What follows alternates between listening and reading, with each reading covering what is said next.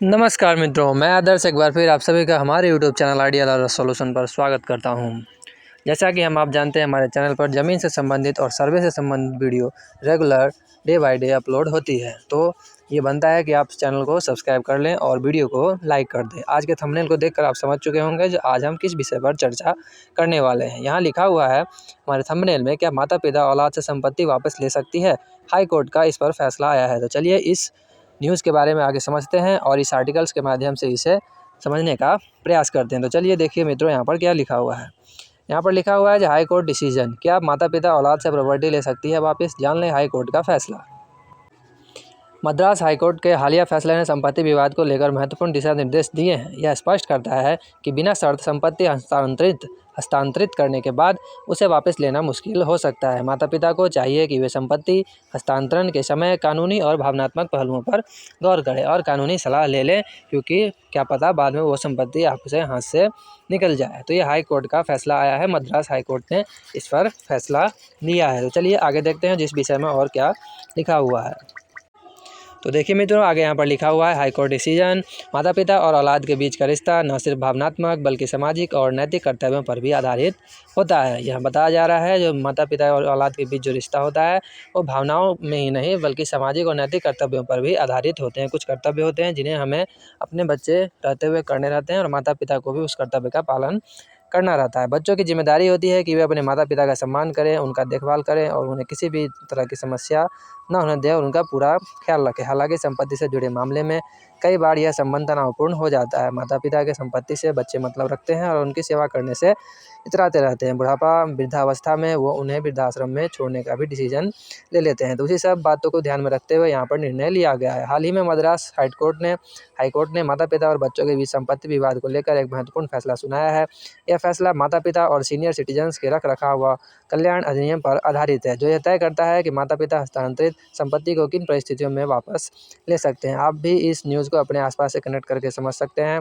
बहुत लोग बच्चे ऐसे होते हैं जो संपत्ति से उनका मतलब रहता है, संपत्ति बांट लेते हैं और माता पिता को वैसे ही छोड़ देते हैं। तो उन्हीं सब बातों को ध्यान में रखते हुए मद्रास हाईकोर्ट ने ऐसा निर्णय लिया है। मद्रास हाईकोर्ट ने स्पष्ट किया है कि माता पिता जिन्होंने अपनी संपत्ति अपने बच्चों को हस्तांतरित कर दी है उसे सामान्य परिस्थितियों में वापस तो नहीं ले सकते हैं। यदि संपत्ति का हस्तांतरण माता पिता और सीनियर सिटीजन्स के रखरखाव व कल्याण अधिनियम के तहत हुआ है और इसमें देखभाल व भरण पोषण की शर्तें शामिल हैं, तो संपत्ति पर वापस दावा करना मुश्किल होगा। तो आप भी जो अगर माता पिता हैं इस बात को समझ लें, संपत्ति एक बार अगर अपने बच्चों के नाम कर दी है तो आप फिर उसे वापस नहीं ले सकते हैं। तो अपने मृत्यु के बाद ही आप किसी तरह की संपत्ति जो है किसी तरह का वसीयत इत्यादि बनाएं। तो चलिए आगे देखते हैं जो मद्रास हाईकोर्ट ने और क्या इस विषय में कहा है। आपको वीडियो अगर अच्छा लग रहा है तो वीडियो को लाइक ज़रूर करें और एक प्यारा सा कमेंट भी कमेंट बॉक्स में ज़रूर करें और हमारे चैनल को सब्सक्राइब कर लें ज़मीन से संबंधित वीडियो रेगुलर पाने के लिए। देखिए मित्रों, यहाँ लिखा हुआ है यह फैसला एक ऐसे मामले पर आधारित था जिसमें एक पिता ने अपनी संपत्ति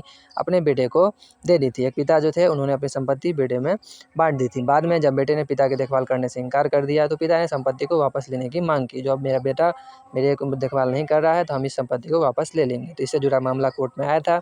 तो मद्रास हाईकोर्ट ने इस पर अपना निर्णय लिया और इसकी सुनवाई की।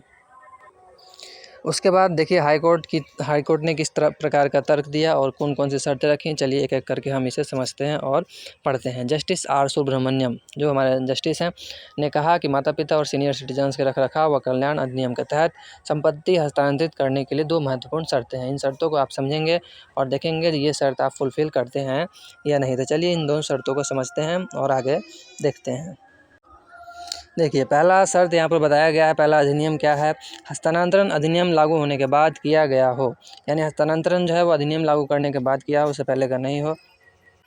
यह जो हस्तांतरण अधिनियम है ये 2007 में लागू हुआ था।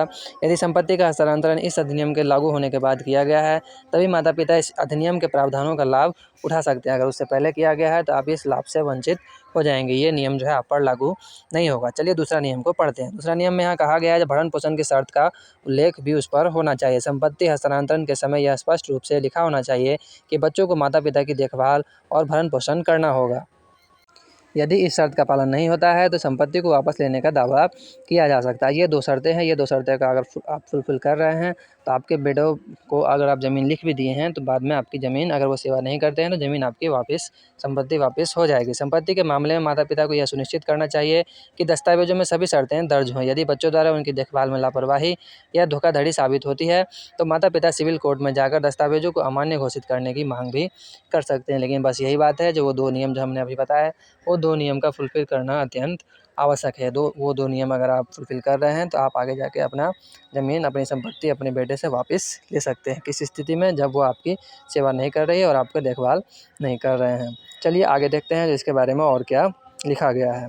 यहाँ पे लिखा गया है जो न्यायालय ने क्या कहा है। चलिए न्यायालय ने क्या कहा उस पर संज्ञान में लेते हुए आगे इसे समझते हैं। न्यायालय ने कहा है कि जस्टिस ने कहा है कि माता-पिता भरण-पोषण न्यायाधिकरण में शिकायत कर सकते हैं। एक डिपार्टमेंट उसका बना है न्यायाधिकरण भरण-पोषण वाला, उसमें शिकायत जाके वो शिकायत कर सकते हैं और अपनी संपत्ति को धोखाधड़ी या अन्य कारणों से अमान्य घोषित करने की भी मांग कर सकते हैं। अगर उनके बेटा-पोता उनका अगर देखभाल नहीं करते हैं तो वो ये मांग कर सकते हैं। चलिए आगे देखते हैं। उसके बाद देखिए मित्रों, कानून का क्या उद्देश्य है, चलिए इसके बारे में भी पढ़ लेते हैं। माता-पिता और सीनियर सिटीजन्स के रखरखाव व कल्याण अधिनियम का मुख्य उद्देश्य यह सुनिश्चित करना है कि बुजुर्गों को उनके बच्चों द्वारा उचित देखभाल और भरण-पोषण मिलना चाहिए। यह कानून माता-पिता और बुजुर्गों, जो बुजुर्ग होते हैं सीनियर सिटीजन, उनको सामाजिक सुरक्षा प्रदान करने के लिए, खासकर जब बच्चे अपने दायित्व को निर्वाह नहीं करने में विफल हो जाते हैं और उनका नया परिवार होता है तो अपने माता-पिता को भूल जाते हैं, उस स्थिति में इस प्रकार का कानून लागू होगा। यही इस कानून का मुख्य उद्देश्य है। इस उद्देश्य को ध्यान में रखते हुए हमें आगे के स्टेप को लेना चाहिए। उसके बाद संपत्ति हस्तांतरण में ध्यान रखने योग्य बातें। कुछ बातें हैं जो संपत्ति हस्तांतरण करते समय हमें ध्यान में रहना चाहिए। चलिए पहला जो बात है वह संपत्ति हस्तांतरण के समय यह सुनिश्चित करें कि देखभाल और भरण-पोषण की शर्तें स्पष्ट रूप से लिखी गई है कि नहीं। पहला मुख्य पॉइंट यही है, जो देखभाल और भरण-पोषण की शर्त आपने जो संपत्ति हस्तांतरण कर रहे हैं उसमें ये चीज़ नोटेड होना चाहिए। दूसरा है, संपत्ति हस्तांतरण से पहले एक अनुभवी वकील से परामर्श जरूर ले लें।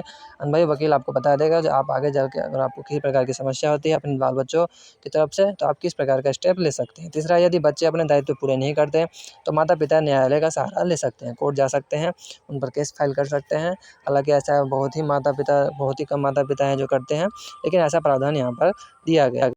तो ये था मित्रों मद्रास हाई कोर्ट के द्वारा लिया गया निर्णय। बहुत ही अच्छा निर्णय है, माता-पिता के भविष्य के दृष्टिकोण से उनके बुढ़ापे के लिए बहुत ही अच्छा निर्णय लिया गया है। तो चलिए आज की वीडियो को यहीं पर ख़त्म करते हैं और मिलते हैं फिर एक नए वीडियो में नए टॉपिक के साथ। तब तक के लिए आप लोग चैनल को सब्सक्राइब कर लें ज़मीन से संबंधित रेगुलर वीडियो पाने के लिए। बहुत बहुत धन्यवाद। नमस्कार।